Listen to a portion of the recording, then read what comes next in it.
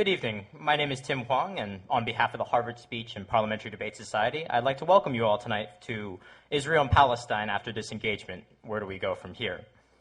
While we as an undergraduate group are usually involved with competitions around the world, we are particularly interested in promoting public debate and dialogue on campus, and tonight marks the first of many such events planned for the Harvard community. Now, the support throughout the entirety of the university has been overwhelming, and I'd like to take a moment to thank all our co-sponsors. These are the Harvard Students for Israel, the Palestinian Solidarity Committee, the Progressive Jewish Alliance, the Harvard Society of Arab Students, the Jewish Law Students Association, Justice for Palestine, Alliance for Israel, and in the Kennedy School of Government, the Arab, Jewish, and Muslim caucuses, Students for Israel, Palestine Awareness Committee, and the Jewish-Muslim Dialogue.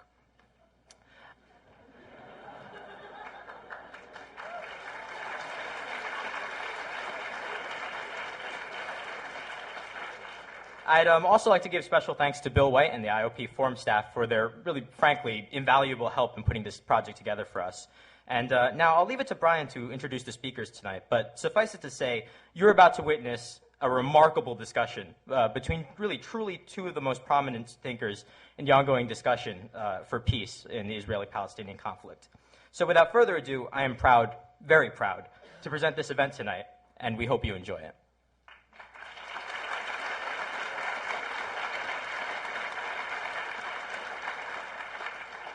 And now it's my pleasure to turn the program over to tonight's moderator, Professor Brian Mandel. Professor Mandel is a lecturer at the JFK School of Government, and he directs the school's negotiations project. Brian? Thank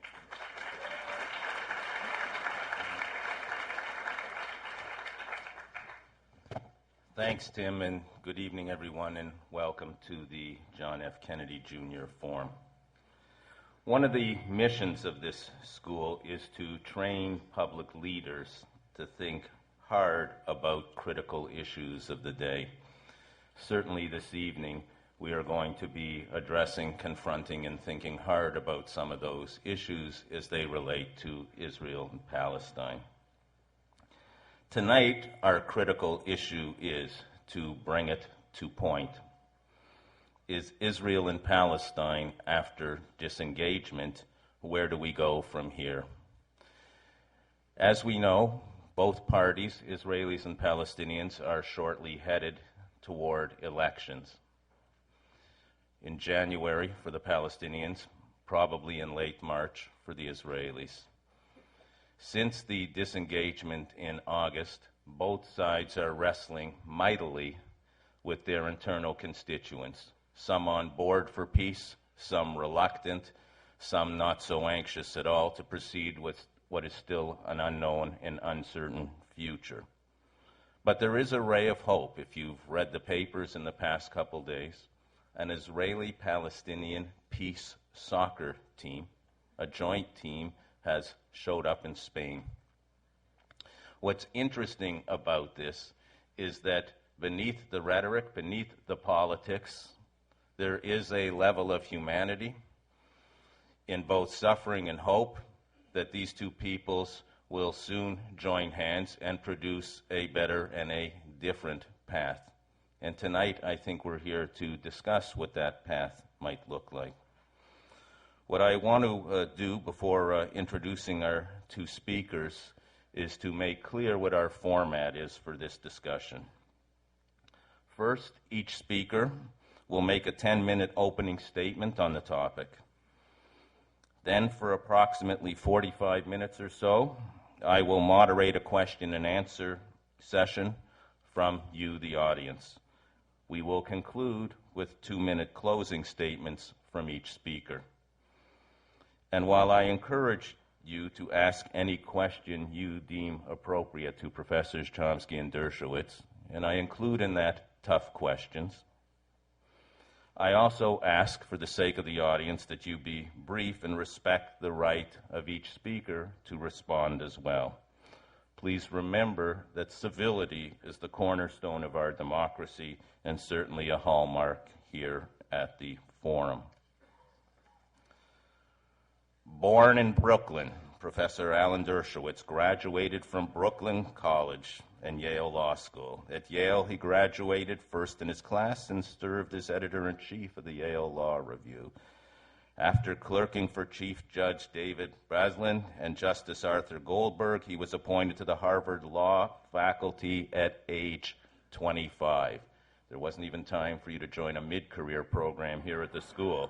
And he became a full professor at 28, the youngest in the school's history. When not teaching students, he found time to be one of the country's most accomplished defense lawyers and authored over 20 books.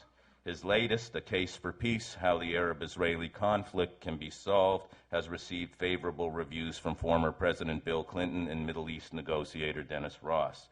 At Harvard Law School, where he is the Felix Frankfurter Professor of Law, Professor Dershowitz teaches courses in criminal law, constitutional litigation, civil liberties and violence, legal ethics, and human rights. Professor Noam Chomsky. Son of a Hebrew scholar, Professor Chomsky was born in Philadelphia.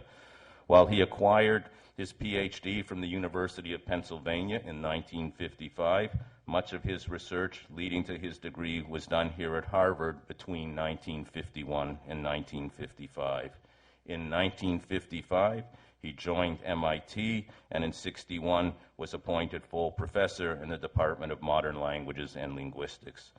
From his articulate opposition to the Vietnam War in the mid-60s, to his book Manufacturing Consent in 1988, and to his even more challenging text, 9/11, published after the terrorist attack that year, Noam Chomsky has never retreated from taking on the most pressing issues of our day. Professor Chomsky is the Institute Professor of Linguistics at MIT and teaches classes in linguistic theory, syntax, semantics, and the philosophy of language.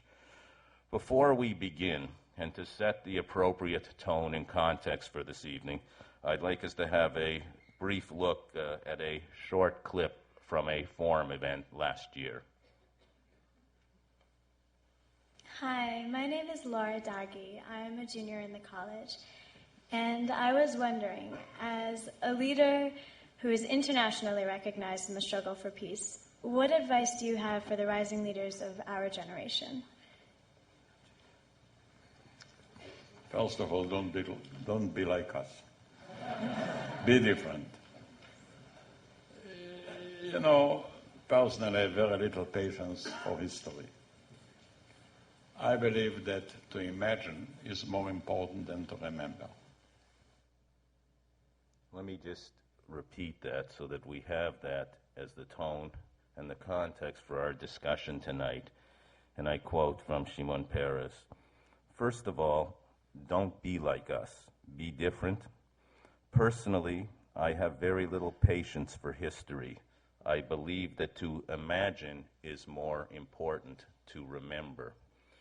So tonight, let us imagine what should be the next steps in the process of achieving peace in the Middle East. For your knowledge, a coin toss conducted by the Harvard Speech and Parliamentary Debate Society has determined that Professor Dershowitz will speak first for 10 minutes. After that, we will go directly to Professor Chomsky, and then the floor will be open. Professor Dershowitz. Thank you very much. It's a great honor for me to be participating in a debate with a man who has been called the world's top public intellectual. My connections to Noam Chomsky go back a long time. In the 1940s, I was a camper and he a counselor in a Hebrew-speaking Zionist camp in the Pocono Mountains called Camp Masad. In the 1960s, we both worked against the Vietnam War. In the 1970s, we had the first of our many debates about the Arab-Israeli conflict. I advocated ending the Israeli occupation in exchange for peace and recognition of Israel. He advocated a one-state solution modeled on Lebanon and Yugoslavia.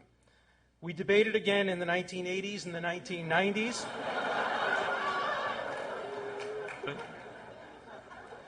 I have the text. I hope that our once-a-decade encounter will continue for many decades to come, though I doubt we will agree with each other. The debate today occurs at a time of real potential for peace. Shimon Peres, Israel's elder statesman in the peace camp, today quit the Labor Party and announced his support for Ariel Sharon in the upcoming election. Quote, In my eyes, it is not a problem of parties, but a problem of peace, how to create a strong coalition for peace. The elements are now in place for a real peace. As I wrote in The Case for Peace, when the Palestinian leadership wants a Palestinian state, more than it wants to see the destruction of Israel, there will finally be a two-state solution. The untimely death of Yasser Arafat makes the two-state solution a real possibility. I call Arafat's death untimely because if it had occurred 5 years earlier, we might now be celebrating the anniversary of Palestinian statehood. Arafat's decision to turn down the Clinton-Barak plan for Palestinian statehood was characterized by Prince Bandar of Saudi Arabia as, quote, a crime against the Palestinians, in fact, against the entire region. The crime and the death that it needlessly caused can never be undone. But this is a time to move forward and to assure that the crime is not repeated. The time has come for compromise. My friend Amos Oz, the great novelist and leader of the Israeli peace movement, has said there are two possible resolutions to a conflict of this kind: the Shakespearean and the Chekhovian. In a Shakespeare drama, every right is wronged, every act is revenged, every injustice is made right, and perfect justice prevails, but at the end of the play, everybody lies dead on the stage. In a Chekhov play, everybody's disillusioned, embittered, heartbroken, and disappointed, but they remain alive. We need a Chekhovian resolution for the Arab-Israeli tragedy. This will require the elevation of pragmatism over ideology. It will require that both sides give up rights. Rights. Giving up rights is a hard thing to do. It will require that each side recognizes and acknowledges the pain and the suffering of the other. And it will require an end to the hateful attitudes and speech that some on each side direct against the other. Sometimes it's better to start at the end. The ultimate solution is not as much in dispute these days as is the means for getting there. I believe that even Professor Chomsky and I have the same basic agreement about a number of very important elements of what a pragmatic resolution might look like. Professor Chomsky now acknowledges that the two-state solution may be, quote, the best of the rotten ideas around. I'll settle for that. He also seems to acknowledge that those who advocate the so-called Palestinian right of return are pandering to their people and misleading them into believing that there is yet another weapon, a demographic weapon, that can destroy Israel. I think we both agree that Jerusalem should be divided essentially along demographic lines, with the Palestinians controlling the Palestinian population and Israel controlling the Jewish population, that the borders between Israel and the Palestinian state should be based roughly on the UN Resolution 242, that Israel properly ended its occupation of the Gaza, and that it should end its occupation of all Palestinian cities and population centers on the West Bank, that terrorism must stop, and that the Palestinian state that results from this peace must be as contiguous as possible and economically and politically viable. There remain considerable differences between us, and more importantly, between the Israeli government and the Palestinian Authority, that must resolve these issues and actually sit down and make peace. Some of these differences are attitudinal. I believe that peace is a realistic possibility, whereas Professor Chomsky apparently believes there is no chance for peace, at least as reflected by the German title of his new book, Keine Chance für Frieden, which translates as No Chance for Peace, Why a Palestinian State is Not Possible to be Established with Israel and the United States. I hope you're wrong.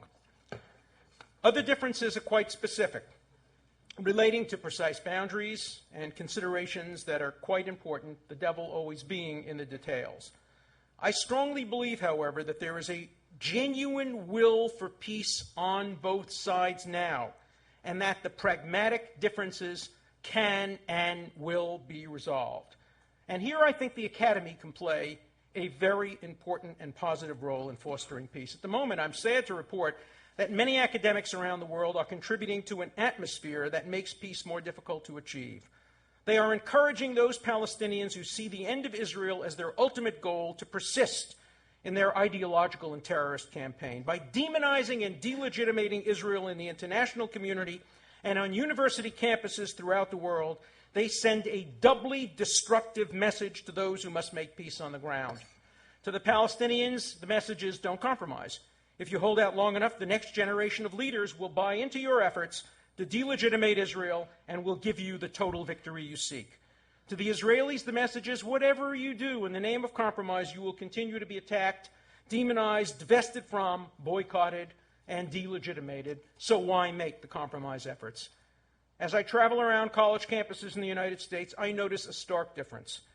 Many of those who support the Palestinian cause tend to be virulently opposed to Israel, comparing the Jewish state to Nazism and apartheid, comparing Shimon Peres to Hitler and Idi Amin, calling Israel the world's worst human rights violators, and suggesting that Israel should be flattered by a comparison with the Gestapo. These are all quotes. The Amin-Hitler quote from Professor Chomsky, the comparison with Gestapo from Norman Finkelstein.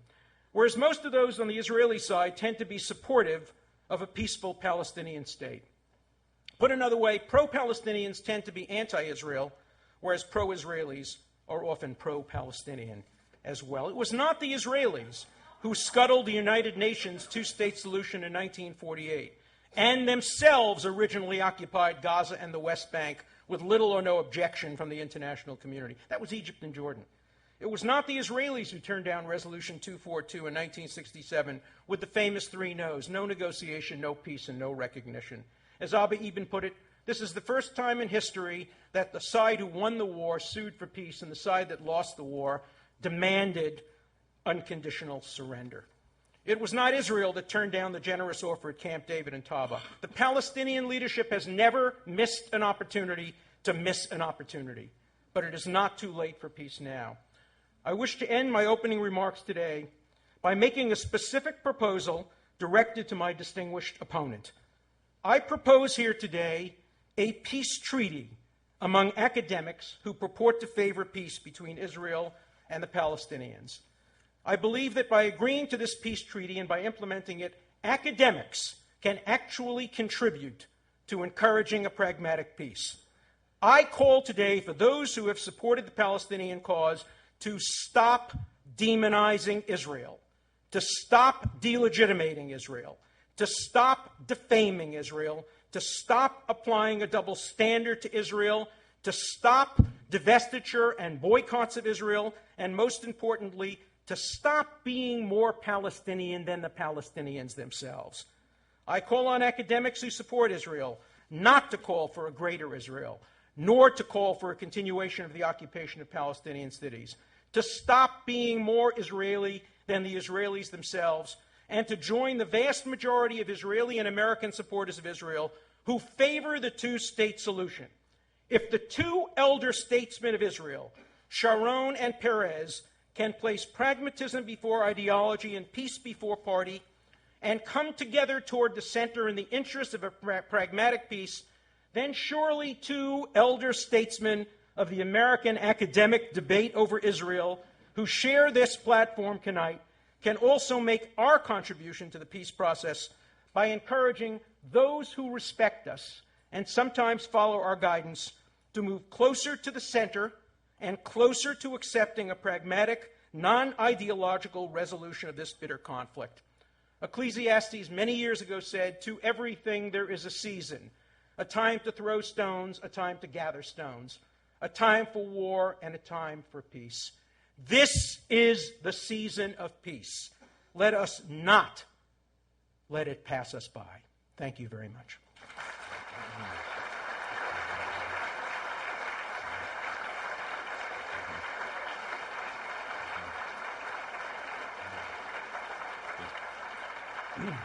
Thank you, Professor Dershowitz, Professor Chomsky. As Mr. Mandel will confirm, there was an explicit condition for this debate. That is that neither participant tried to evade the issue by deceitful allegations about the other.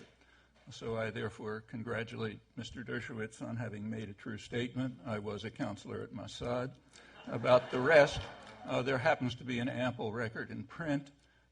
or if you like, you can ask a question, but I'll keep to the topic and the rules. The topic is, where do we go from here? The answer to that is largely up to us.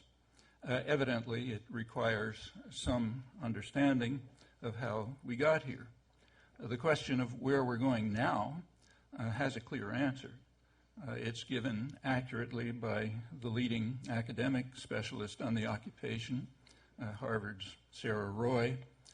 She writes that under the terms of disengagement, Gazans are virtually sealed within the Strip, while West Bankers, their lands dismembered by relentless Israeli settlement, will continue to be penned into fragmented geographic spaces, isolated behind and between walls and barriers.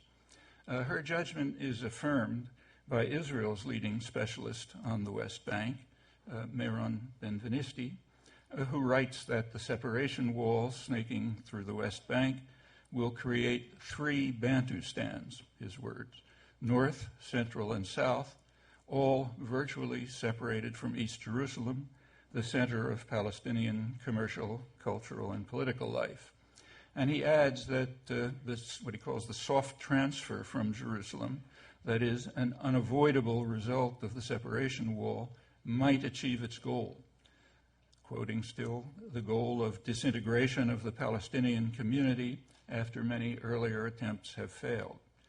The human disaster being planned, he continues, will turn hundreds of thousands of people into a sullen community, hostile and nurturing a desire for revenge. It's another example of the sacrifice of security to expansion that's been going on for a long time. A European Union report concludes that U.S.-backed Israeli programs will virtually end the prospects for a viable Palestinian state by the cantonization and by breaking the organic links between East Jerusalem and the West Bank. Human Rights Watch, in a recent statement, concurs. There was no effort to conceal the fact that Gaza disengagement was in reality West Bank expansion. The official plan for disengagement stated that Israel will permanently take over major population centers, cities, towns, and villages, security areas, and other places of special interest to Israel in the West Bank.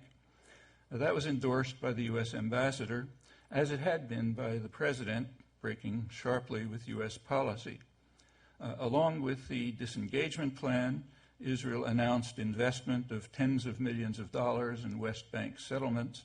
Prime Minister Sharon immediately approved new housing units in the town of Ma'ale Adumim, to the east of Jerusalem, the core of the salient that divides the southern from the central Bantustan, to use Benvenisti's term, and also announced other expansion plans. There is near unanimity that all of this violates international law. The consensus was expressed by U.S. Judge Bergenthal in his separate declaration attached to the World Court judgment ruling that the separation wall is illegal. In Bergenthal's words, the Fourth Geneva Convention and international human rights law are applicable to the occupied Palestinian territory and must therefore be fully complied with by Israel. Accordingly, the segments of the wall being built by Israel to protect the settlements are ipso facto in violation of international humanitarian law, which happens to mean about 80% of the wall.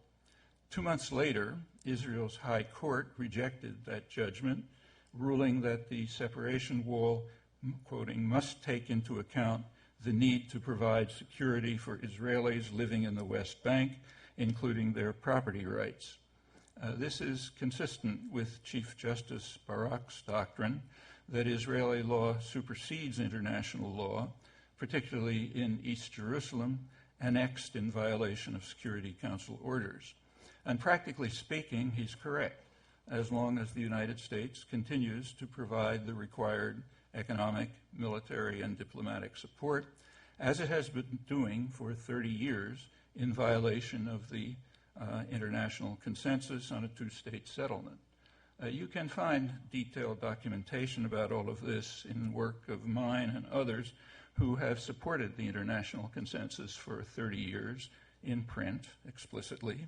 In Israeli literature, like Benny Morris's histories, you can find ample evidence about the nature of the occupation. In Morris's words, founded on brute force, repression and fear, collaboration and treachery, beatings and torture chambers, and daily intimidation, humiliation, and manipulation, along with stealing of valuable land and resources.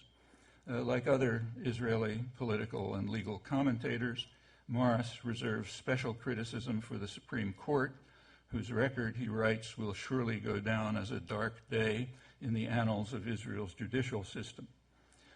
Keeping to the diplomatic record, both sides, of course, rejected 242. The first important step forward was in 1971, when President Sadat of Egypt offered a full peace treaty to Israel in return for Israeli withdrawal from the occupied territories. That would have ended the international conflict.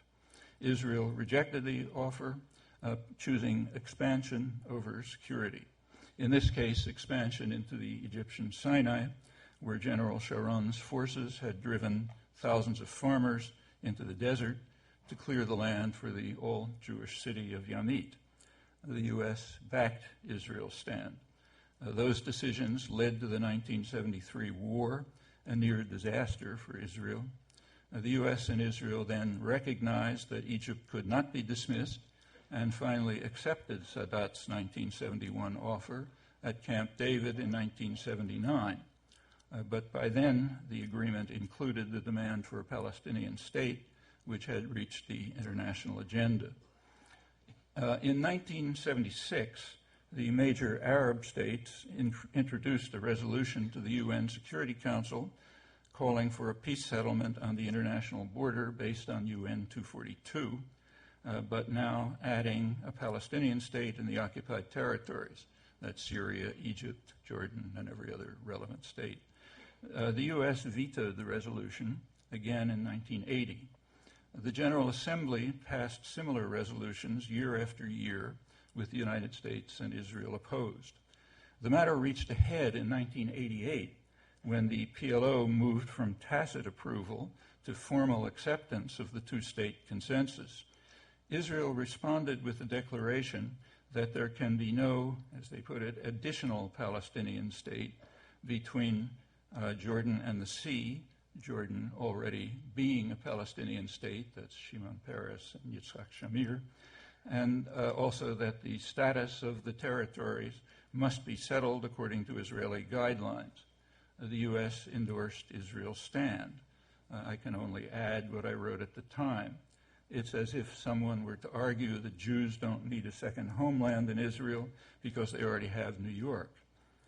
In May 1997, for the first time, Peres's Labor Party agreed not to rule out the establishment of a Palestinian state with limited sovereignty in areas excluding major Jewish settlement blocks, that is, the 3 cantons that were being constructed with U.S. support. The highest rate of post-Oslo settlement was in 2000, the final year of Clinton's term and Prime Minister Barak's. Maps of the U.S.-Israel proposals at Camp David show a salient east of Jerusalem bisecting the West Bank and a northern salient virtually dividing the northern from the central canton. I have the maps if you want them. The current map considerably extends these salients and the isolation of East Jerusalem. My maps are from the leading Israeli scholars, Ron Pundak, the director of the Shimon Peres Center.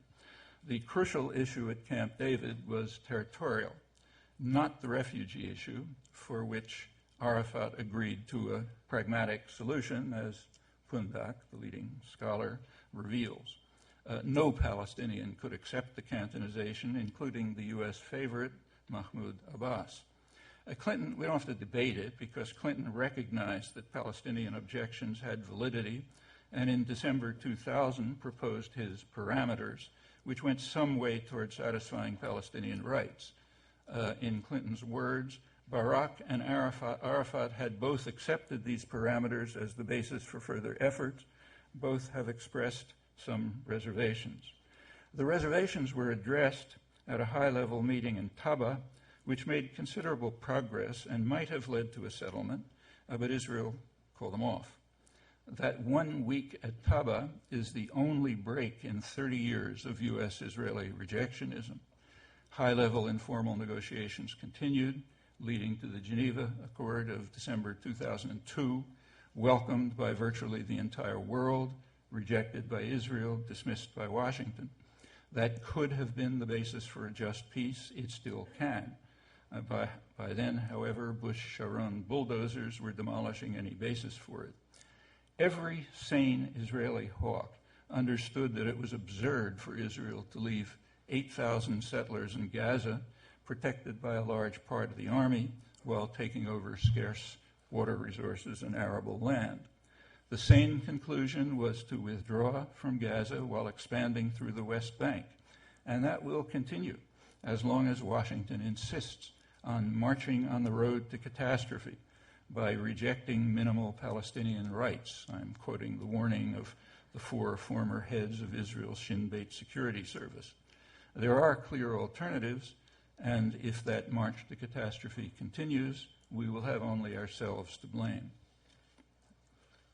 Thank you, Professor Chomsky.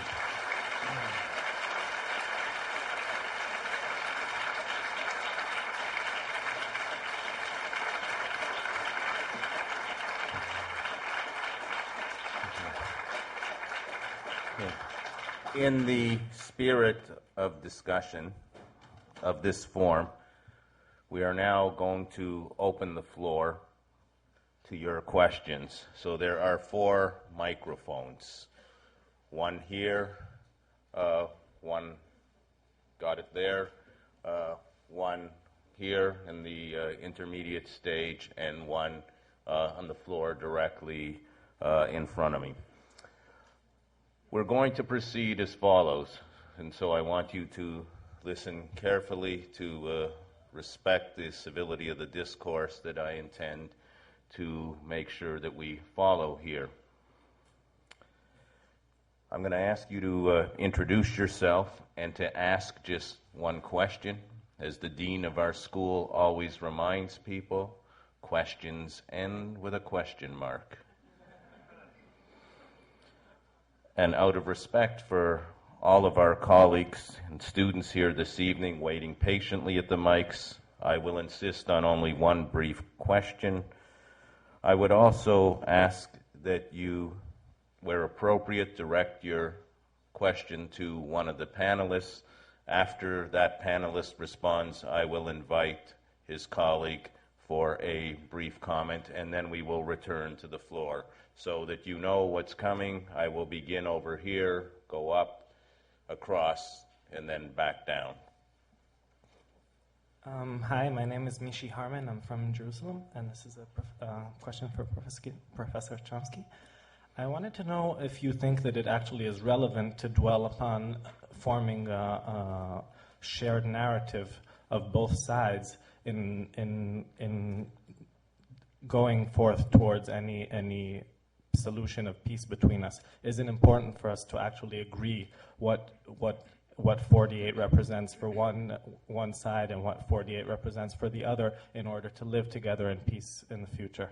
Yes, I think it's very relevant to understand history if you want to understand the present. Professor Dershowitz, I agree, and I think the history has to be objectively verifiable, and it doesn't become true because Professor Chomsky says it's true. There was a 2-state solution proposed by the United Nations in 1948. And if the Palestinians had accepted what the Israelis accepted, a small, non-contiguous state with bantustans, to quote Professor Chomsky, and instead had not invaded, and if the Egyptians had not occupied the Gaza, something that nobody complained about, it was literally a prison for 20 years, and if the Jordanians hadn't occupied the West Bank, literally a prison for 20 years, and had the situation gone forward as it was supposed to go forward in 48, we would not be here. We'd have a 2-state solution. But what happened is it's clear that the Palestinian and Arab leadership was more interested in destroying the nascent Jewish state of Israel than in establishing a Palestinian state. That is simply the truth, and there is no way to deny that, and no amount of rhetoric can undercut that reality. You'll notice that it starts with 1948, and I'd be glad to discuss that if you like, though it's not relevant. Okay. I began with 1967 for a good reason, because it's in 1967 that UN 242 was passed and a framework was laid for peace settlements, and since then it's the way I described Well, it. let me briefly respond, only can because just- I participated in the drafting in a small way of 242. I was Arthur Goldberg's assistant at the Supreme Court. He drafted 242. He conferred with me and consulted with me. 242 clearly contemplated Israel retaining some of the territories needed to create secure boundaries in 1967. The UN rejected a formulation of Israel returning all the territories or the territories and kept only territories. Okay. And as the result of that, Israel accepted 242. And at Khartoum, all the Arab states and the Palestinians unanimously rejected 242 and issued their 3 no's. No compromises, no recognition, no peace. If we can The just, truth of the matter is if easily we can discovered just, from if we the can just Foreign hold Relations there. of the United States, which points out that Professor Arthur Goldberg Chomsky. approached the Jordanians and the others and got them to agree to accept a qualified acceptance of 242 on the condition that there would be minor and mutual adjustments with no substantial change to the map. Okay. There were curved lines, and it was agreed that they should be straight. All right, what you can't see behind the podium is that both of my colleagues are armed with several dozen maps, and that could get dangerous in this part of the conversation. So I'm going to ask for some restraint so we make sure that we go directly to our participants. Yes, sir. Thank you. Ken Sweeter. I'd like to bring it to the present, and I'd like to ask Professor Dershowitz, since this was a major point made by Professor Chomsky, whether or not you believe Israel is ready to negotiate for a contiguous state, not one of 3 separate Bantustans. Yes. Now, contiguous depends, of course, on whether it means contiguous within the West Bank or contiguous including a connection between the West Bank and the Gaza. Now, it was the UN that created the lack of contiguity between the Gaza Strip and the West Bank. In fact, the original proposals for Israel required complete non-contiguity. The north was separated from Tel Aviv from Jerusalem, yet Israel accepted a non-contiguous state. Under the Clinton parameters, there would be complete contiguity with a circumferential highway around Jerusalem, much like Route 128. It would take 9 extra minutes to get from Ramallah to Bethlehem, then in the middle of the night through Jerusalem, because the shortest distance between 2 lines taking into account traffic is not a straight line.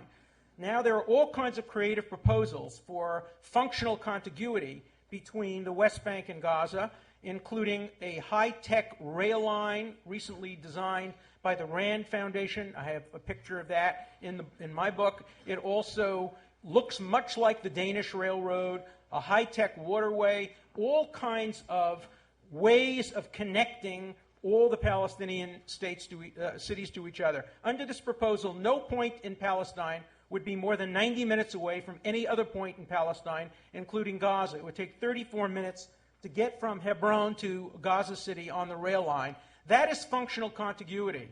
And the fact that the leader of the Labor Party for years has quit his party to join a new party, and the leader of Likud has quit his party, both in the interest of making peace, persuades me. Plus an hour I had alone in Israel not so long ago with Prime Minister Sharon, and much time that I've spent with former Prime Minister Perez, that the will toward peace is absolute and genuine. Having said that, I also believe the will to peace by Abbas and many of the leaders of the Palestinian Authority is genuine too. Thank God Israel has to make peace with the Palestinians and not with the professors. Okay. Comment briefly from Professor Chomsky. For those of you who want to see the maps that lie behind Meron Ben-Venisti's and Sarah Roy's and Human Rights Watch and the European Union and other comments, I have them here. But there's a very simple test that we could try. If that's a valid approach to contiguity for the Palestinian state in 22% of the former Palestine, let's propose it for the Israeli state. in 78% of the former Palestine. Let's ask who would dream of proposing that. It was proposed. The Peel Commission proposed Sorry, exactly now, that, and Israel accepted it. In 1937. But Well, in a relevant period, let's say we're talking about today. Today, who would propose that for Israel? When thousands of people have been killed by terrorism, you don't expect a country to go back to a proposal that was offered and rejected many, many years earlier. Options change when rejectionism sets in. Okay, let's go to our next questioner. Coming back to 2005, you mentioned the connection between... Oh, sorry, Professor Dershowitz. My name is Talal Salman, by the way. Look, you mentioned the connection between Gaza and West Bank. Right. But I think, to follow up on my colleague, I'm not sure if this is what he meant. What about the pieces of West Bank we're going to end up with? Settlements are continuing to be built inside the West Bank. The wall is being built inside the borders of 1967. So now please talk to me about peace, about pro-Palestine, when it comes to building walls and actually separating the West Bank from East Jerusalem. Okay, here is what a Palestinian state would have looked like had Camp David and Taba been accepted. It would be a completely contiguous West Bank with an area that, including Ma'aleh Adumim, and some of the other areas right side of Jerusalem, which would become part of Israel and would remain within the wall. The ultimate goal is to have a separation fence that is on the border, the accepted border. And I'll tell you what I think the real options are today. The real options are, if this new peace party wins, if the Sharon Peres Peace Party wins, it will offer the Palestinians a very good deal, a deal much like that what was rejected at Camp David and Taba. And by the way, if you think it was the Israelis who rejected it, just ask Bill Clinton. He has told me, Dennis Ross has told me, it was completely in the fault, completely in the hands of the Arafat, and that's true of Prince Bandar as well. But if it gets accepted this time, and if the peace party prevails again, they will be offered something very, very close to that. It will be a viable Palestinian state, much more viable than anything Israel was offered and accepted in 38 and in 47. And I think every reasonable person today would urge the Palestinians not to repeat the disastrous mistakes they made in 48, they made in 67, they made in 2000, they made in 2001. This time say yes, accept a Palestinian state, build it, create an economy, create a political system, and finally peace can be achieved. Thank you. Professor Chomsky. For those who you would like to see the map, I have it. It's, as I said, from Ron Pundak, the leading Israeli scholar, the head of the Shimon Peres Peace Center. It shows, this is the Camp David map, which Clinton recognized was impossible, which is why they went on to Taba. And it cuts through the West Bank completely. It's not that. Here it is. This is Ron Pundak's map. That's the one the Palestinians... We know everyone can see them clearly. Ron Pundak is not a Palestinian. He's the head of the Shimon Peres Peace Center. This is Dennis Ross's map. Yes, Dennis Ross was the U.S. negotiator whose word is meaningless. Ron Pundak is the leading Israeli scholar. And if you want to go into why Ross's book is worthless, I'll be happy to say it. It's obvious to any reader. It stops... what's obvious to you is not obvious to other people. Well, I'll tell you why. It stops... Notice that his book stops immediately before Taba. Why? Because Clinton's parameters and what Clinton said about the acceptance of them by both sides and the Taba negotiations completely undermines Dennis Ross's book. So he therefore terminates it right before that and can therefore make these absurd claims. But if you want to learn something about it, look at Israeli scholarship. It's much more serious. Thank you. Good evening. I'd like to thank both professors for speaking so eloquently tonight. My name is Josh Suskowitz. I'm a recent alum of Harvard College, and I'm really glad to be back. I have sort of a simple question for Professor Chomsky. It seems to me that you left out in your analysis the element of violence, psychological, physical, against Israel and against Jews. And it seems to me also that the history that Professor Dershowitz described, a lot of that is dictated by what happened, the terrorism, the wars against Jews, especially considering the immediate history right before the establishment of the State of Israel, the Holocaust, and everything that has happened since. So I'd like you to address the effect of the psychological effect and the physical effect of war and terrorism on Israel? That's half of a very important question. The other half of it is, what's the effect of war and terrorism on the Palestinians? Now, if you take a look at, we're not supposed to talk about that question here, but if you look at them both, you'll find that what Benny Morris described is in fact correct. The balance of terror and violence is overwhelmingly against the Palestinians, not surprisingly, given the balance of forces. And that's true right to the present. I mean, for decades, Israel was able to run the West Bank virtually with no forces, as Morris and others point out, because the population was so passive.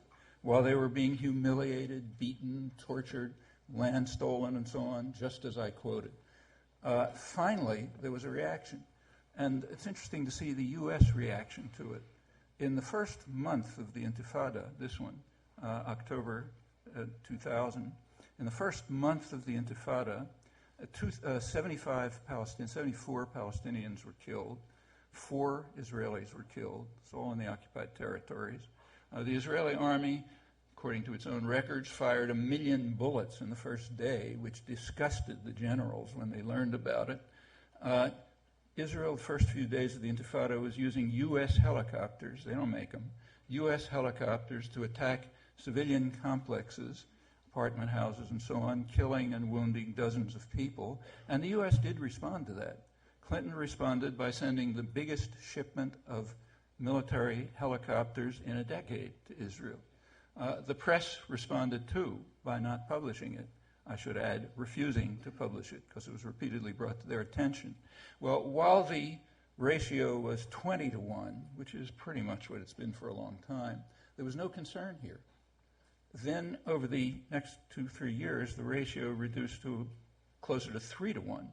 And then came enormous concern about the 1, not the 3. And this goes back for a long time. What I quoted from Morris is accurate. Well, no follow-up, just a very brief response. The idea that there is this vast conspiracy between the American media and both Democrats like Clinton and Republicans like Bush to hide the truth from the American public just does not bear reality. Israel's an open society. Any newspaper can come and cover it. Why would not the newspapers cover these stories? Well, for one reason, they are figments of Chomsky's imagination. Well, then and they're just never happened. Now, I want to talk about another figment of his imagination. Chomsky constantly quotes right. Benny Morris as if Benny Morris supports his position.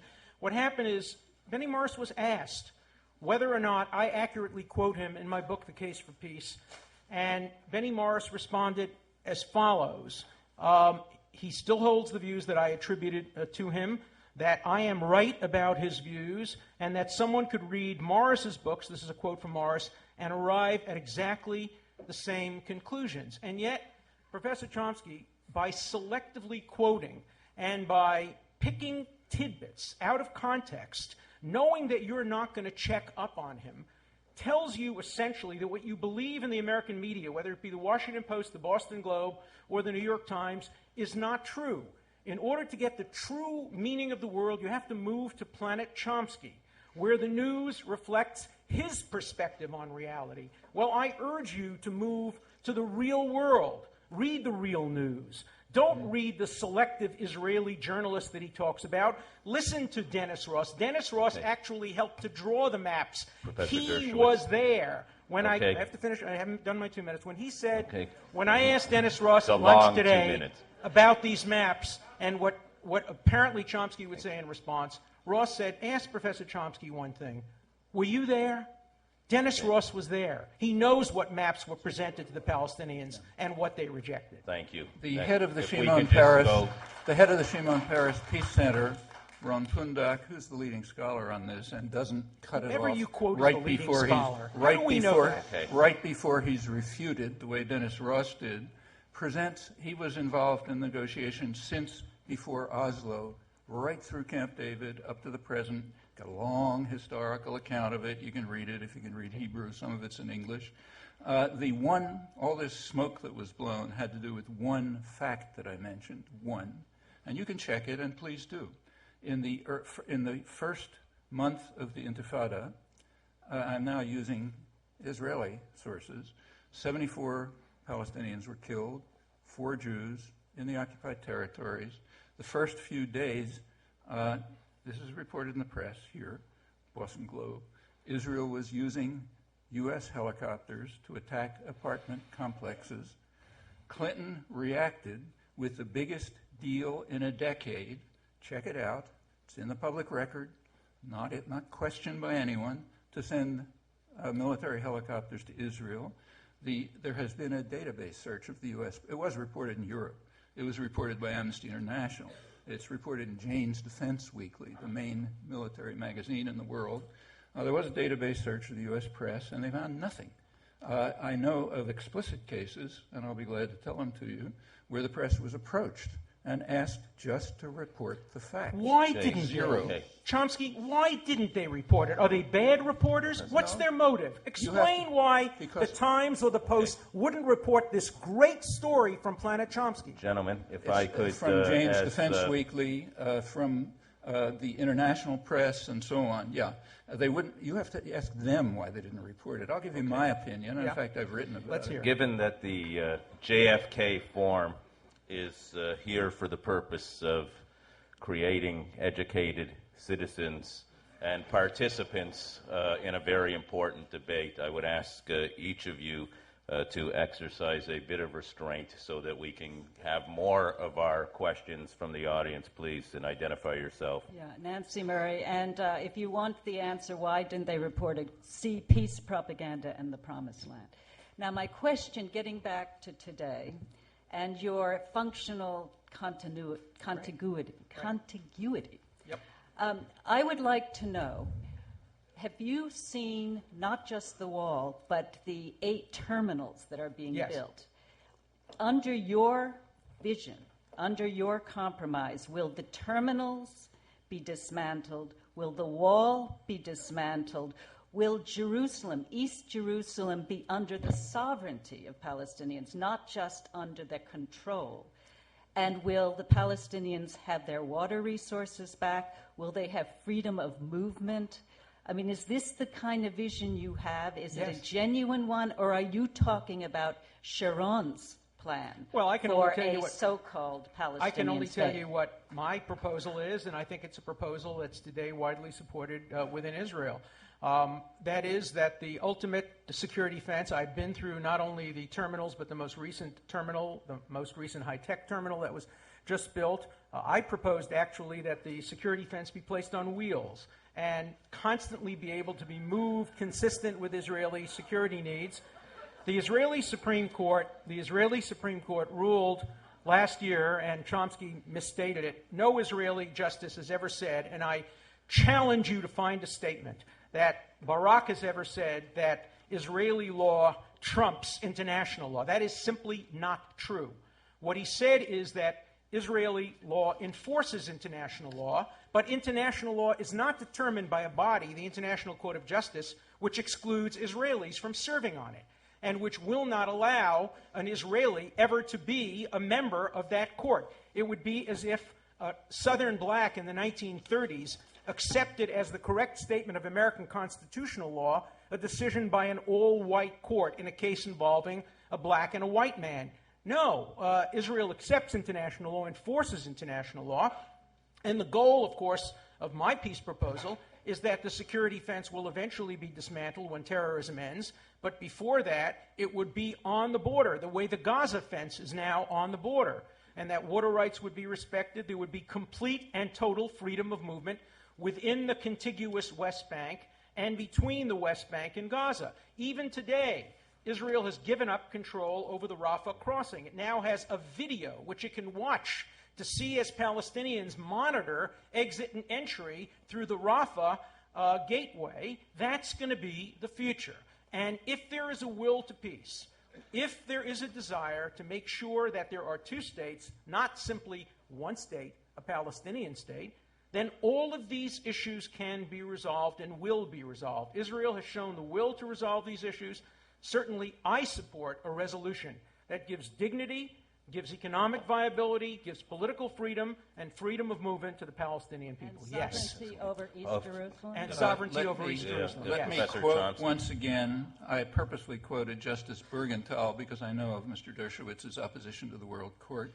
I therefore quoted the U.S. Justice, not the World Court, who stated that the segments of the wall being built to protect the settlements are ipso facto in violation of international humanitarian law. That's 80% of the wall. 2 months later, Israel's High Court stated, in contrast, that the separation wall must take into account the need to provide security for Israelis living in the West Bank, including their property rights. That's in direct contradiction to Justice Bergenthal's separate declaration, unanimously by the World Court. That's right. And if you would like his comment about how international law, Israeli law supersedes international law in East Jerusalem because it was annexed to Israel illegally, I'll be happy to provide it to you. Just send me an email. But that's not what you said. Please hold. Let's go to the next. Michael Sevi. I'm a second-year student at the law school. Professor Chomsky, it seems like you've done a lot of remembering and very little imagining. And Alan Dershowitz's idea is if they seem funny to have a train or, some type of other high-tech connection, at least they're creative and at least they're moving us forward. How do you deal with the issues of refugees? How would you connect Gaza and the West Bank? Or is the only solution in your mind a one-state solution? What would you do about Jerusalem? Well, as you would know if you looked at anything I'd written instead of... If you look at anything that's written, I've been supporting a two-state settlement since the early 1970s, and in print, and perhaps you can show me some of Mr. Dershowitz's material in print supporting it. I haven't found it. But yes, that's my position since the early 70s, all in print. As for connections, the issue, recall, at Camp David and at Taba and today is territorial in the West Bank. Okay, the current proposals are exactly as I described. Go through the sources I mentioned or find any other ones that you think are serious. Those are the major Israeli and Western academic sources and human rights organizations and so on. Yes, they break up the West Bank into 3 Bantustans, as Benvenisti said, with virtually no organic connection to East Jerusalem, which is the center of Palestinian life. That's why the EU and the European Union and Human Rights Watch and others flatly reject them. Now, it is possible, what Israel is in fact doing now is developing a huge infrastructure system in the West Bank with highways for Israelis and paths for Palestinians so that they don't have to interact with one another, which means that this network around the West Bank, which will be annexed to Israel, roughly 40 to 50%, people can travel in it in great comfort from the suburbs around Tel Aviv, including all the water resources, including the most arable land. They can get to Tel Aviv and Jerusalem. The Palestinians will be following paths. Actually, I can read to you, if you like, how Israeli journalists are describing that. And if you'd like to check it out for yourself, I'd suggest sometime that you take what's officially called the Palestinian Road from Bethlehem to Ramallah, which takes like 10 minutes on the Jewish highway. I've taken it. It's a little winding road. The dirt road goes right next to a wadi. If it's not raining, you're lucky if you don't fall into it. And off in the hill, you can see the paths where people are sort of moving. On the days when the settlers are not traveling, the roads are empty because there's no way to get anywhere. I mean, you go in a broken-down taxi cab up to a barrier, and then you transport someone who needs dialysis, say, or a pregnant woman, carry them over a ditch, and then you go to another cab and so on. Yeah, that's kind of contiguity. And again, I say the same thing. If that's reasonable, then fine. Let's impose that kind of contiguity on Israel. Okay, hold, please. You have a very brief response. First of all, listen to the words.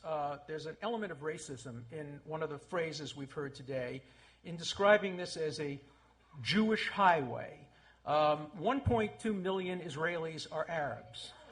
Many of them are Christians. There is no such thing as a Jewish highway in Israel. There are Muslim highways in Saudi Arabia. There are Muslim-only roads in other parts of the world, but there is no road, there's nothing in Israel that is opened only to Jews, even synagogues. Everything is open to Israeli Arabs. Every road is opened to an Israeli Arab. When the peace solution is finally proposed, had the Camp David and Taba Accords been accepted, the Palestinians would be free to build any superhighways they choose. And indeed, Israel has offered now a superhighway and a super roadway between Gaza and Jerusalem. Between Gaza and Hebron. And the idea of, it's very difficult, I acknowledge, how to connect East Jerusalem to Bethlehem, to Ramallah, and to Jericho will require a challenge. But people are working on it. There are creative solutions being proposed. I am waiting, along with the student who asked the question, for some creative, positive, imaginative solutions from Professor Chomsky. All we're hearing is a recitation of the past and a pessimistic notion of as long as the evil American empire and Israel are involved, there will be no peace. Let's go to well, the next I congratulate Mr. Dershowitz again for one true statement. They are not Jewish roads, they're Israeli roads. That is, they are roads of the sovereign, what I'm quoting the High Court, the sovereign state of the Jewish people in Israel and the diaspora. Oh, that's correct. That's like saying that British roads are roads of the sovereign Anglican people. Fine. I mean, Britain is an Anglican country as well. We can have I agree to your qualification. There are Israeli roads, there are Israeli highways and Palestinian paths. If you want a creative solution, I mentioned one. Let's go to the I mentioned questioner, it. The please. Geneva Accords, the Taba agreements, which Israel canceled. Yes, I those are creative solutions. I accept the Taba agreements, Professor and Dershowitz. I Then think you should that many explain- in We're Israel gonna do as focus well. on You should this explain next to question. Mr. Paris why he Please, objected we're to going to them. focus on this next question. Hello? You are. Yes. Hi. My name is Abraham Reisman. I'm a sophomore at the college.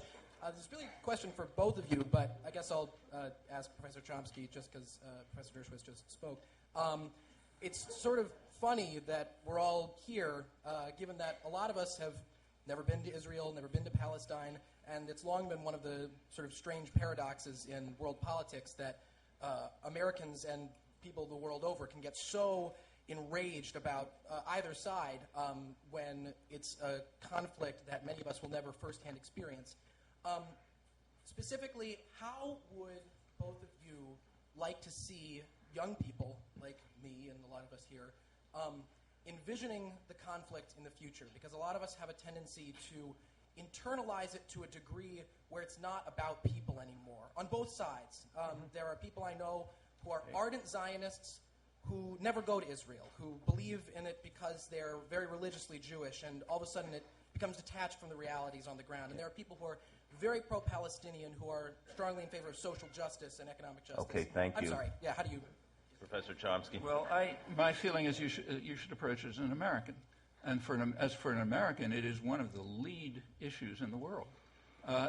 Israel is able to do these things, to dismantle and destroy the West Bank, to disintegrate the community, because the United States gives it massive aid, unparalleled in international affairs, not only military and economic, but also diplomatic, by, as I've mentioned, for the last 30 years, unilaterally blocking the two-state settlement, which Israel also totally rejected, alone, the two of them. And as long as you, the American taxpayer, goes on supporting this, yes, it'll continue. And it'll lead to exactly what the Bantustan-style solution that Ben-Veniste and others describe, right on the ground. And yes, so therefore it's of enormous importance to Americans. As for a solution, it's pretty straightforward. They were coming close to a solution at Taba until Israel called it off. Negotiations continued, leading to several proposals, of which the most detailed were the Geneva Accords. You can find out what I thought about all of those in print. You can ask Mr. Dershowitz where he supported them in print. The Geneva Accords in December 2002 were accepted by essentially the whole world. Israel rejected them. The U.S. refused even to send a message to the Geneva meetings. But they're still potentially alive, and American citizens can compel our own government to reverse its program, to accept the international consensus for the first time, and then we'll be on the way to a solution. Thank you. Well, Briefly, Professor Dershowitz.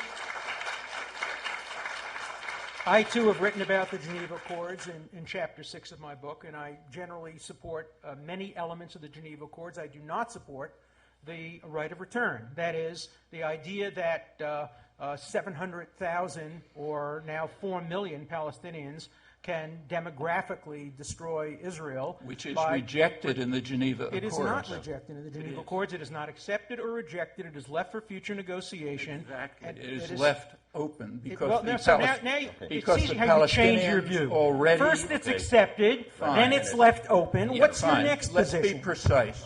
Okay. They did not say anything about that because the now- Palestinians had already at Camp David and at Taba accepted the so-called pragmatic settlement, which would not affect the demographic character That of Israel. is If you want to learn about that, simply read false. the serious scholarship like Ron That is Pundak, simply head of the Shimon false. Peres Peace. I can tell you that President Clinton told me directly and personally that what caused the failure of the Camp David-Taba Accords was the refusal of the Palestinians and Arafat to give up the right of return. That was the sticking point. It wasn't Jerusalem.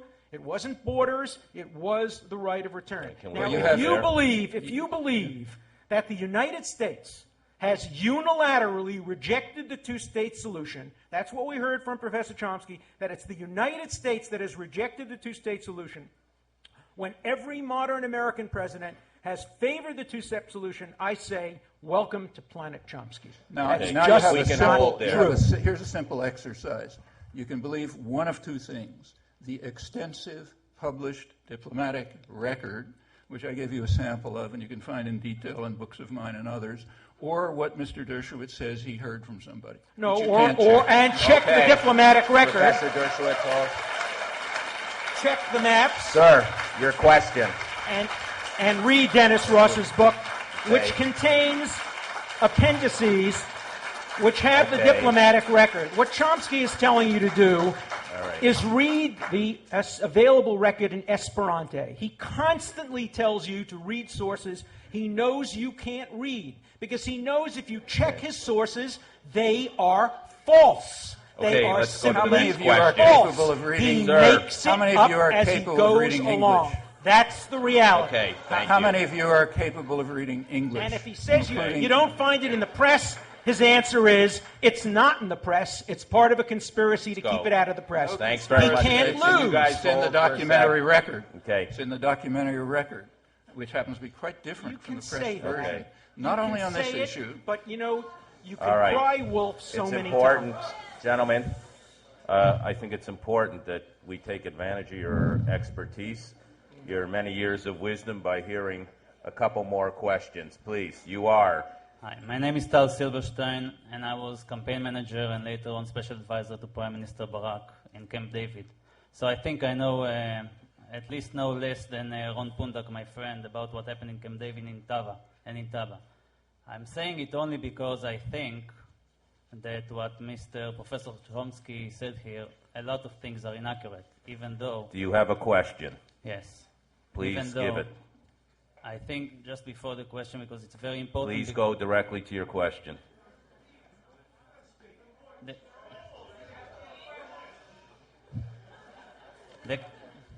There was a question before that had about a 7-minute prerequisite. This is an expert who was there, who was an eyewitness. I think he should be permitted to precede his question with a 1-minute point. I don't want to go into history, and I'm a little excited because you have to understand one thing. I believe we have only one last opportunity to reach peace, and this is this coming party and this coming election. Now, my question to you, Professor Chomsky, and I agree with you, Israel has done a lot of crazy and terrible things to Palestinians, and Palestinians have done a lot of crazy and terrible things to Israelis. But let's say that the new party, after the election, guided by Sharon, is to offer the Palestinians a deal. It doesn't matter which deal, a deal that will be accepted by most Palestinians. Would you support this deal, even if it doesn't reflect your views or your ideological views? Well, I'm glad to see that I assume you endorse Ron Pundak's expert knowledge, correct? I therefore recommend to all of you who read English that you read the summary of his review of all of this in the Journal of the Institute of Strategic and Security Studies in England. And for those of you who read Hebrew, like you, I presume, you read the much longer study that Ron Pundak and Shaul Arieli wrote. It's on the Paris Center website, which describes in detail, if you like, I can quote it from you, as to what I would accept. Ron Pundak was not in Camp David, by the way. Pardon? Ron Pundak was not in Camp David. He was one of the negotiators in the background. He was not. He was one of the negotiators in the background, and he was from Oslo. And his study. He's from Oslo. He was not even close to Camp David. Just for the record. He was one of the advisors, as you know. Chomsky and his study so in 2000. You're the one who told me you agree with him. If you think not, tell the Shimon Peres Center to fire him as director. Those are the basic Israeli documents. Furthermore, they're supported by plenty of others. If you want to know more about Taba, you can read the European Union report accepted by both sides, which says exactly what I said. As to your question, yes, I already told you the answer. There is a very good solution on the table. It's the solution that they came close to in Taba before Israel canceled it, and that was then carried forward by high-level Israeli and Palestinian negotiators informally, leading to the Geneva. I'm telling you. It's leading to the December 2002 Geneva Accords, which are right there. You can read them in English. You can read them in Hebrew. They're on the web, no problem. Look up the Gush Shalom website. That's a pretty good solution. It's not perfect. I didn't get the answer, sorry. That's the answer to your question. No, the answer was, even if it wasn't your plan, and Pardon? most Palestinians, Pardon? Even if it wasn't the plan that you think is optimal, or I, what are you most asking? Palestinians, because I know most Israelis probably would vote for it. If most Palestinians would vote for it, even if it's not optimal, and it's not going to be optimal, let me tell you. If most Palestinians would vote for it, would you accept it as a It's not up to me to accept.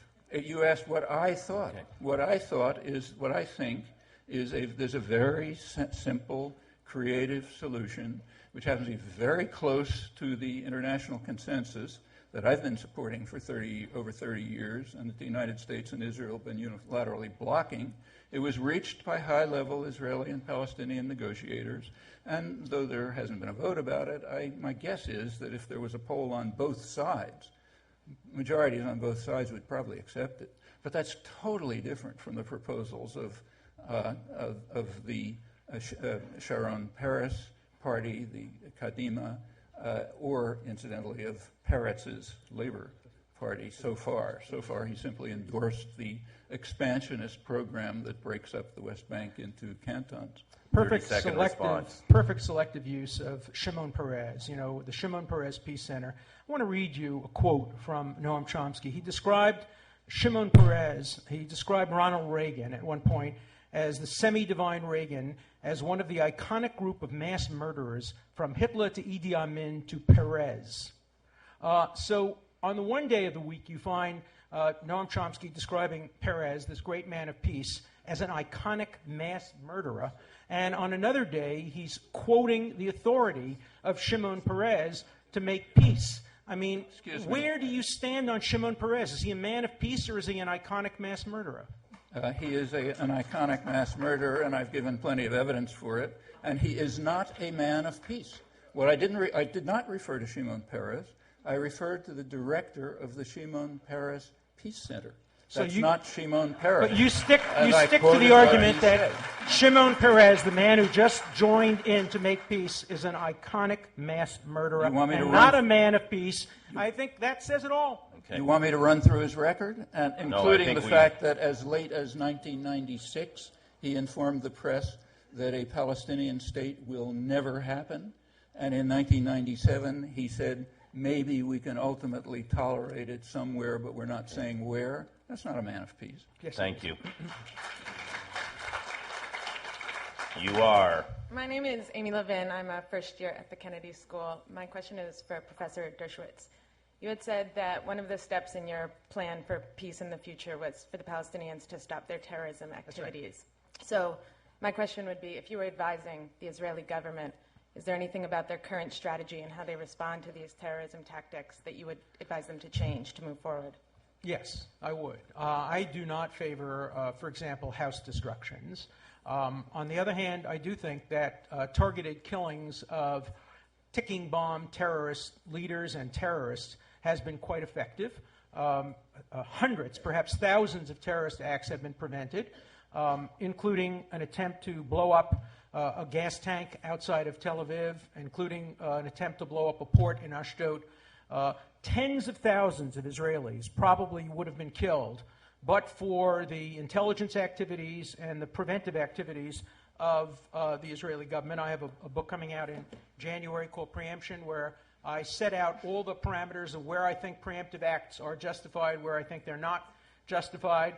I think Israel gets a C+ or a B- in its compliance with human rights in fighting terrorism, which is higher than any country ever has gotten, comparably facing any external threats. And I challenge, in fact, anybody in this room or Professor Chomsky to name me any other country which has faced comparable threats of terrorism, comparable external threats, which has ever had a Supreme Court and an academy which has been more sensitive to the human rights and civil rights of those who would destroy it. I say C+, B-. If I were an Israeli, I would demand much more. I would demand that it get up to the B+ range, but surely a much better standard than the United States has followed in Iraq, surely a much higher standard than Egypt or Jordan, surely a much higher standard than France followed when faced with terrorist threats, and at least comparable and probably better than England when it was facing terrorist threats from Northern Ireland. So when you make comparisons and you argue that Israel is the worst human rights violator in the world, which is the mantra on Planet Chomsky, one always has to look at comparable factors in comparable countries. It's not enough to single out Israel and say Israel isn't perfect. If, in fact, you wanted to have divestiture, which Chomsky, before he opposed it, favored it, if you wanted to have divestiture, I'd favor it if you listed all the countries in the world in terms of their compliance with human rights and did divestiture in order of their compliance. You would never even get to Israel on that list. Professor Chomsky. If you would like to, here's an exercise for the reader. I won't waste your time on it. Write a letter to Alan Dershowitz. Ask him to cite the source where I described Israel as the worst human rights violator in the world, or even anything remotely like it. If he would ever look at a word that's written, so he would know, for example, that I was supporting the two-state settlement in the early 70s when he was saying nothing about it and hasn't until recently. He would also know that I described in detail how the Israeli record was considerably better than the U.S. record. But to answer his challenge, there are certainly cases that are much better than Israel's record. Countries that have suffered far worse terrorism and have not done anything like for example? Let's take an obvious case. Nicaragua. Uncontroversial case. Uncontroversial because much as you hate the World Court ruled that the United States was carrying out what it called unlawful use of force against Nicaragua. That's international terrorism in lay language. The case was run by one of your distinguished colleagues and ordered the U.S. to stop the terrorist attacks and to pay massive reparations. The U.S. rejected the court judgment, vetoed 2 Security Council resolutions supporting the court judgments, went on to practically destroy the country. The number of people killed in that terrorist attack, translating to per capita equivalents here, it would be about 2.25 million. That's more than the total in all U.S. wars ever. There were no targeted assassinations. And unlike Israel, Nicaragua didn't even close newspapers. I mean, Israel has repeatedly closed newspapers, even in Israel, but mostly in the occupied territories, because it claims that they have some connection with terrorists. The leading newspaper in Nicaragua, right to the end, was owned by a supporter of the U.S. terrorist army and was openly on its front pages calling for the overthrow of the government. Occasionally they reduced some of its newsprint. They never closed it. That's one case, an obvious one. Take an even more obvious case, Cuba. The United States launched, since we're at the Kennedy Center, I can point out that John F. Kennedy launched a major terrorist attack against Cuba in 1961, right after the failure of the Bay of Pigs. It was a very serious terrorist war, plenty of documentation about it from the best sources you like, Arthur Schlesinger, Raymond Gartoff, all of you can read that. Major terrorist war, it's going on right to the present, based in Florida. Cuba has not carried out terrorist actions in the United States. So Cuba has a better human rights record than Israel No, on Chomsky. On the issue, but nowhere else in the world. Sorry, on the issue of preemption, which is the one you raised. Yes, you raised a challenge about preemption, and I told you that there are many much better cases. No, I didn't say that. Let me be very clear. Let me be very clear what I say right now. Israel and the United States are both threatening Iran with destruction. Preemption, according to Dershowitz, would require that Iran be carrying out targeted assassinations in Israel and the United States. Right. I think we need to hold there. We're going to go. This is going to be our last question of the evening up here. My name is Lori Krasulik. I'm a second-year MPP student. Thank you for this lively debate. I have a question kind of directed at both of you. But Professor Dershowitz, in your book, you said you hope to have a win-win situation where everyone had to give something up. And what's clear to me after this debate and just looking at history, that no one's able to come to a resolution where they're willing to give up enough to the other person. So it seems to me that the only way to win is to have everybody lose. So I'd like you to comment on a proposal where maybe if you all lost, we'd actually come out winning. Well, I think there is a win-win possible situation. Israel has been giving up much. It gave up the Gaza. It, by the way, offered to give up the Gaza to Egypt way back in the early 1980s. Egypt wouldn't take it back. There was no international outcry over the occupation of the Gaza by Egypt for 20 years, nor was there any international and I'm sure there must be a long record. Check Chomsky's writing. He must have in print large opposition to the occupation of Gaza by Egypt and strong opposition to the occupation of the West Bank by Jordan. Funny, I never came across it in my research, but I'm sure it must be there if you check at least the Czechoslovakian version of one of his writings. So I do think there's a win-win solution. The win-win solution is the one I proposed starting in 1967, and that is Israel make territorial adjustments necessary to secure its boundary and securities, consistent with Palestinian rights, no occupation of Palestinian cities, a two-state solution. That is a win-win situation. And let me tell you why I consider myself pro-Palestinian. I am pro-Israel and pro-Palestinian because I favor a viable, healthy, economically strong, politically democratic Palestinian state. That will be good for Palestine, it will be good for Israel, it will be good for the world. Israel has a major stake in the success of Palestine, whereas the Palestinians have never had a major stake in the success of Israel. And so I see a successful Palestinian state, a viable, largely contiguous Palestinian state, as a win-win situation, not only for Israel and the Palestinians, but for the United States and the rest of the world. I only hope that Professor Chomsky can join me in agreeing that we're not going to get a perfect solution. And let's just advocate a solution that's acceptable. The question that was asked before was, to me, the key question. If the Palestinians accept the solution that Professor Chomsky finds unacceptable, will he use his enormous resources as the most influential intellectual in the world today to turn the Palestinians against this peace proposal, or will he lend his great prestige to urging the Palestinians and his academic supporters all over the world to accept a pragmatic compromise solution? Professor Chomsky, a lot turns on you. You are a very important and influential person, and therefore you ought to understand your power and use it in the interests of peace. Okay. Just before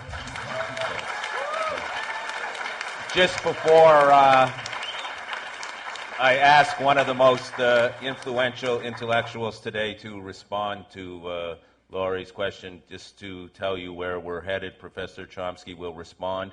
Then, in accordance with our rules of procedure and decorum for this evening, I will ask Professor Chomsky to offer a 2-minute summary for the evening, to be followed by Professor Dershowitz. Professor Chomsky. Yes. Well, with regard to my opposition to the Jordanian-Egyptian occupation, there is ample material in print, and there has been for 35 years, ever since I publicly and openly and very prominently supported the two-state settlement, which Mr. Dershowitz says he now supports. I'm glad to hear that. I don't know the background evidence. Let's return, and that means, of course, opposing Jordanian-Egyptian occupation. Let's turn to the question we were asked to address. Where do we go from here? Well, we actually have two fundamental choices. One choice is to support Washington's continued dedication to the road to catastrophe that's outlined by Israel's 4 former security chiefs, namely watching in silence as Washington funds the cantonization of the West Bank, the breaking of its organic links to Jerusalem, and the disintegration of the remnants of Palestinian society. That choice adopts the advice of Moshe Dayan to his cabinet colleagues in the early 70s. Dayan was in charge of the occupation. He advised them that we must tell the Palestinians that we have no solution. You shall continue to live like dogs, and whoever wishes may leave. That's the solution that is now being implemented. Don't take my word for it. Go check the sources I cited. Very easy, all English. There's an alternative. The alternative is to return to the spirit of the one break in U.S.-Israeli rejectionism.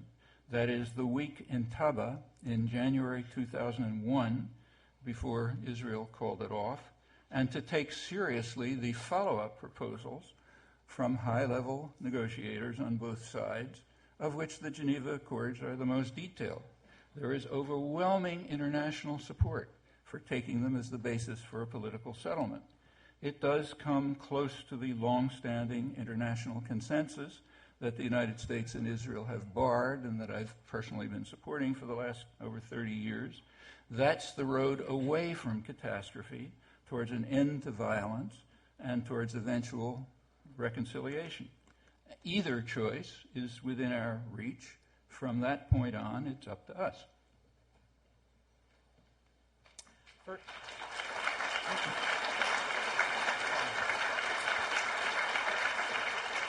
Professor Dershowitz. We do seem to have a remarkable point of agreement. I think we both do agree that the proposals made at Taba do provide a useful basis for a peace process. Now, Taba didn't end because Israel left. Taba ended because Arafat rejected Camp David, thereby causing the election of Sharon over Barak. There was no government, essentially, that could carry out the Taba proposals, which were favored by a very, very large number of Israelis. That's why Prince Bandar said to Arafat at Camp David and at Taba, if you reject the proposals at Camp David, you're going to get Sharon instead of Barak. You're never, ever going to get a better deal. Thankfully, he was wrong. Sharon emerged as a man of courage and a man of vision. And I myself, although I never did support Sharon in the past, strongly support the efforts made by Sharon and Peres, a great, great man of peace, a man who has vision, a man who imagines the future, a man who can bring about peace in the world and peace in the Middle East. And I think the prospects for a peace based on the Taba proposals are quite realistic. I think that if this party wins the election and invites the Palestinians to the table, and the Palestinians don't again miss an opportunity, there will be a real prospect for negotiation, a real prospect for a peace based on pragmatism. One final word about the sources. Please, the other area where Professor Chomsky and I agree, check his sources. Take him at his word. Go back tonight and Google and read the sources. Read them in English, read them in whatever language you can, and then email us both as to what the sources show. And finally, in a constructive and positive way, I urge you, imagine peace. Imagine the peace dividend that will come to the world if finally a pragmatic solution based on peace comes to the Palestinian people and the Israeli people. I'm hoping for shalom, for salam, and for peace. Thank you. Thank you. Just before we conclude, and I thank our speakers, I want to share with you in a very few seconds what I have heard tonight standing between these two scholars. The first is that in looking around this room, it is clear to me that being members of the international community to which we all belong, whether we have been to Israel or Palestine or to other conflict arenas or not, that people can care deeply about people in conflict and understand that there needs to be a way through. Secondly, as we heard from some of our questioners, the parties themselves, Israelis and Palestinians, seem to be post-disengagement and in their two election processes quickly approaching a crossroads, perhaps a tipping point where some form of acceptable solution that will involve some part of loss of the dream to both sides will make pragmatism reign. The third thing, in which I've been honored to be a part of this discussion tonight, is that academe and the scholarly community matter in this discussion. I have read a great deal of the works of both Professors Chomsky and Dershowitz, and in both of these readings, whether you agree with points of view, challenge their sources, is beside the point. What you have been treated to tonight is two individuals who have spent a lifetime thinking very, very hard about some of the most difficult problems in international public policy. And on behalf of this group here tonight, to my scholarly colleagues, I am eternally grateful. Thank you for coming.